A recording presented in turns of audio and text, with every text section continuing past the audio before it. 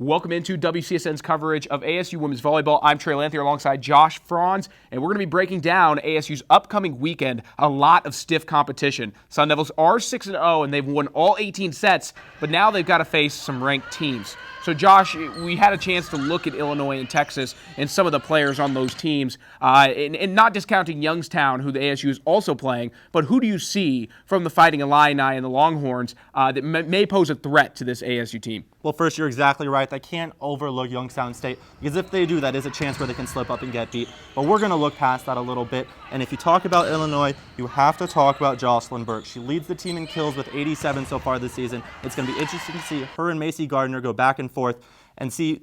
I think the winner of those two, that battle, is going to come out on top.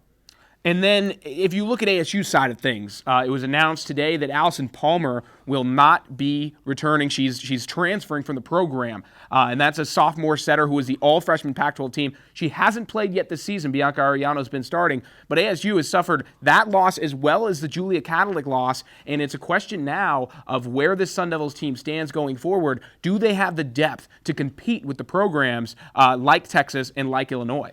Well, I think the Julia Kadalik loss is a lot worse because she had the potential to come in right away and be a starting middle blocker.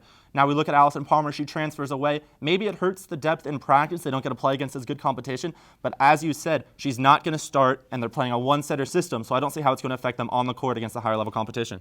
And now, finally, Josh, let's get to our predictions for this weekend. What do you see the Sun Devils being able to pull off? Do you expect a split against these top two ranked teams, or are you thinking that ASU may sweep the board, or will ASU lose 2 games of the 3 this weekend? Well, yeah, I think they will beat Youngstown State. Yeah. And then you look at Illinois and Texas. ASU has the ability to beat both of those teams, but both those teams have the ability to beat ASU. It's going to come down to who can execute.